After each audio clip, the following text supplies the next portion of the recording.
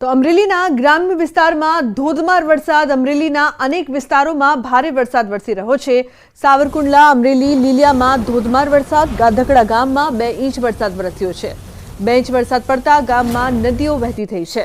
તો રામગઢની સ્થાનિક નદીમાં પૂર આવ્યું. સાવરકુંડલાના રામગઢ, લીખાડા, ગાધકડા, વીજપડી, આંબરડી સહિતના ગ્રામ્ય વિસ્તારમાં ધોધમાર વરસાદ વરસી રહ્યો છે. રામગઢ અને બાઢડામાં સારો વરસાદ થતાં ખેતી પાકને ફાયદો થઈ રહ્યો છે. અમરેલી પંથકમાં પણ કાળા ડિબાંગ વાદળો છવાયા છે.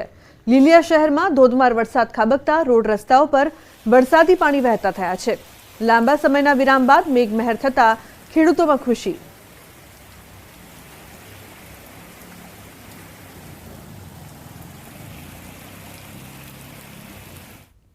તો સાવરકુંડલા, અમરેલી, લીલિયામાં ધોધમાર વરસાદ વરસી રહ્યો છે. આંબરડીમાં પણ જે પ્રકારથી વરસાદની શરૂઆત થઈ છે, ગ્રામ્ય વિસ્તારમાં વરસાદ થતાં ધરતીપુત્રોમાં ખાસ ખુશીનો માહોલ જોવા મળી રહ્યો છે.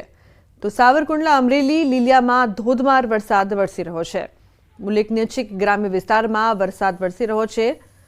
ગઢકડામાં પણ સારો એવો વરસાદ. અમરેલી જિલ્લામાં મેઘરાજાની ધમાકેદાર એન્ટ્રી થઈ છે. ઉલ્લેખનીય છે કે એકવાર વિરામ બાદ ફરી મેઘરાજા પધારતા ધરતીપુત્રોમાં ખુશીનો માહોલ જોવા મળી રહ્યો છે. તો મહત્વનું છે કે લોકોને ગરમીથી પણ રાહત મળી રહી છે.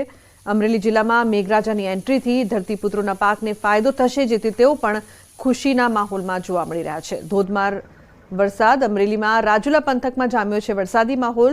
રાજુલાના ડોડિયા, બાલાપરમાં વરસાદ. ઉપરવાસમાં વરસાદથી સુકવો નદીમાં પૂર આવ્યું છે. સુકવો નદીમાં નવા નીરથી ખેડૂતોમાં ખુશી જોવા મળી રહી છે.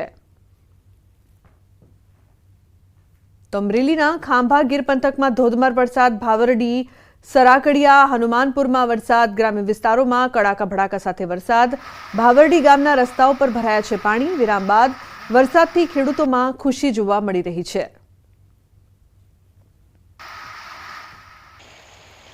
તો અમરેલીના જાફરાબાદના કોસ્ટલ બેલ્ટ વિસ્તારમાં મેઘો મહેરબાન થયો છે. જાફરાબાદના ગ્રામ્ય વિસ્તારમાં બપોર બાદ વરસાદનું આગમન થયું છે.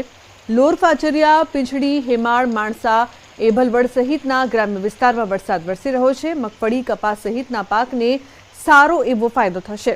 વરસાદ ખેંચાતા ખેડૂતો ચિંતિત હતા. વરસાદના આગમનના પગલે ખેડૂતોમાં ખુશી વ્યાપી છે.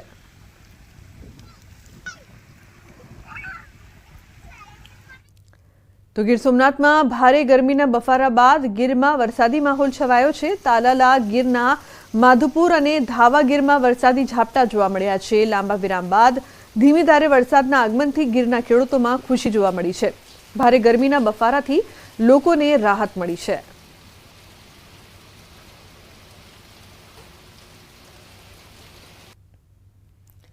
હવામાનની આગાહી વચ્ચે દક્ષિણ ગુજરાતમાં મેઘરાજાએ જોરદાર જમાવટ કરી છે. લાંબા વિરામ બાદ દક્ષિણ ગુજરાતના ભાગો સુરતથી લઈને વલસાડ સુધીમાં મેઘમહેર થઈ છે. વહેલી સવારથી જ વાતાવરણમાં પલટો જોવા મળ્યો, જે બાદ વરસાદી માહોલ જામ્યો.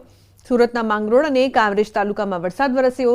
કામરેજના ધોરણ, પારડી, ધલા સહિતના ગામોમાં વરસાદ. તો નવસારીમાં ધોધમાર વરસાદ. ગણદેવી અને ચીખલી તાલુકામાં ભારે પવન સાથે વરસાદ વરસ્યો છે.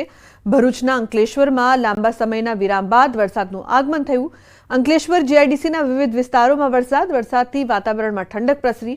આ તરફ વલસાડમાં પણ વરસાદી માહોલ જામ્યો છે. વાપી, સિલવાસા સહિતના વિસ્તારોમાં ધોધમાર વરસાદ વરસ્યો છે. સામાન્ય વરસાદમાં જ રસ્તા પર પાણી ફરી વળ્યા હતા. તો સંઘ પ્રદેશ દાદરાનગર હવેલીમાં પણ વરસાદ વરસ્યો, જેને લઈને દક્ષિણ ગુજરાતના ખેડૂતોમાં ખુશીનો પાર નથી રહ્યો.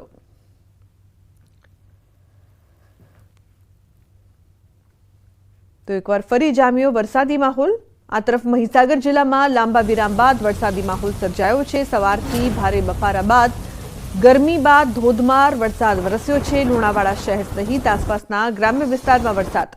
લુણાવાડા નગરના દરકોલી દરવાજા, હાટડિયા બજાર સહિત અસ્થાના બજારમાં ઘૂંટણસમાં પાણી ભરાયા છે.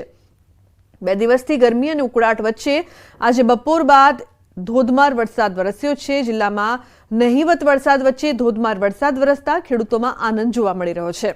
વરસાદ પડતા ડાંગરની ખેતીને જીવનદાન.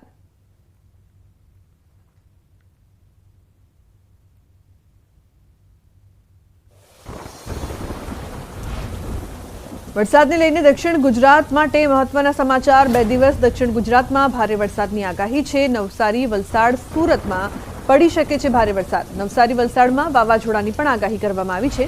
હવામાન વિભાગે રાજ્યમાં સામાન્યથી મધ્યમ વરસાદની આગાહી કરી છે. આવતીકાલે નવસારી વલસાડ તેમજ દમણ દાદરાનગર હવેલીમાં ભારે વરસાદની આગાહી છે. રાજ્યમાં ગરમીને લઈને હવામાન વિભાગે કહ્યું કે ઉત્તર પશ્ચિમમાં પવન ફૂંકાતા મહત્તમ તાપમાન વધી રહ્યું છે. સામાન્ય કરતાં 2 થી 3 ડિગ્રી તાપમાન વધુ નોંધાઈ રહ્યું છે. वार्निंग है वो डिस्ट्रिक्ट है नवसारी, वलसाड़, दमन और दादरा नगर हवेली। 6 के लिए जहां पर हैवी रेनफॉल की वार्निंग और साथ में येलो अलर्ट जारी है वो डिस्ट्रिक्ट है साबरकांठा और अरावली डिस्ट्रिक्ट है। जो डिस्ट्रिक्ट है जहां पर थंडरस्टॉर्म की वार्निंग है वो डिस्ट्रिक्ट है नवसारी, वलसाड़, दमन और दादरा नगर हवेली। और जो विंड की स्पीड होगी वो 30 से 40 kmph और साथ में जो गस्टी विंड होगी वो 45 kmph के आसपास रहने का पूर्वानुमान है।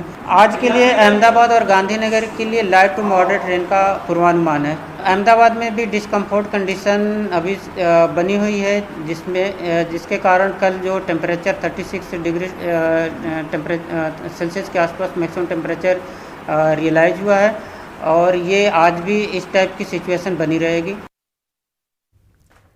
23 થી 26 ઓગસ્ટ અનરાધાર વરસાદની હવામાન નિષ્ણાંત અંબાલાલ પટેલની આગાહી. બંગાળનું લો પ્રેશર અને અરબ સાગરમાં બની રહેલી સિસ્ટમ મજબૂત બનતા ધોધમાર વરસાદ પડી શકે છે. આગામી તારીખ 23 થી 26માં ગુજરાતમાં રાજ્ય ભાગોમાં ભારેથી ધીમી વરસાદ પડવાની શક્યતા છે, કારણ કે એક બિહાર અને બંગાળ તરફ થતું લો પ્રેશર અને ત્યાંની અસર છે તો મધ્યપ્રદેશ અને ગુજરાતના ભાગો સુધી થશે. અરબ સાગરની સિસ્ટમ જે છે એ મજબૂત થશે અને તે પણ મધ્યપ્રદેશના ભાગો સુધી આવશે. આથી તારીખ 23 થી 26માં પૂર્વ ગુજરાતના ભાગો, ગુજરાતના અન્ય ભાગો અને સૌરાષ્ટ્રના ભાગો તેમજ કચ્છના ભાગોમાં વરસાદ થવાની શક્યતા રહેશે. પૂર્વ ગુજરાતના કેટલાક ભાગો અતિ ભારેથી અતિ વરસાદ થવાની શક્યતા રહેશે. મધ્ય ગુજરાતના ભાગોમાં વરસાદ થશે, ઉત્તર ગુજરાતના ભાગોમાં વરસાદ થશે, સાબરકાંઠાના ભાગોમાં પણ વરસાદ થવાની શક્યતા રહેશે. બનાસકાંઠાના ભાગોમાં વરસાદ થવાની શક્યતા રહેશે. કચ્છના ભાગોમાં વરસાદ થવાની શક્યતા છે. કેટલાક ભાગોમાં ભારેથી અતિભારે વરસાદ થતાં નદી નાળા છલકાઈ જવાની શક્યતા છે. 25 ઓગસ્ટ બાદ વધુ એક સિસ્ટમ બનશે, જેના કારણે રાજ્યના તમામ જિલ્લામાં પડી શકે છે સારો વરસાદ.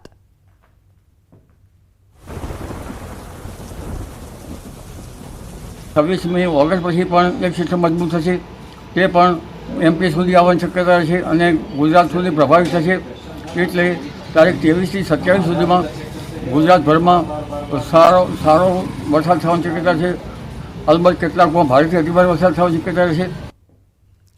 તો સપ્ટેમ્બરની શરૂઆતમાં પણ વરસાદ પડી શકે છે અને ગણેશ ચતુર્થીની આસપાસ પણ વરસાદની આગાહી કરાઈ છે. સપ્ટેમ્બરની શરૂઆતમાં પણ વરસાદ થવાની શક્યતા રહેશે. ગણેશ ચતુર્થીની આસપાસ વરસાદ થવાની શક્યતા રહેશે અને અનંત ચતુર્થીના દિવસ સુધી પણ વરસાદ થવાની શક્યતા છે. સપ્ટેમ્બરની શરૂઆતમાં દાંતા, અંબાજીના ડુંગરામાં વરસાદ થવાની શક્યતા રહેશે. બનાસકાંઠાના કેટલાક ભાગમાં વરસાદ થવાની શક્યતા રહેશે. ગુજરાતના અન્ય ભાગમાં વરસાદ થવાની શક્યતા રહેશે.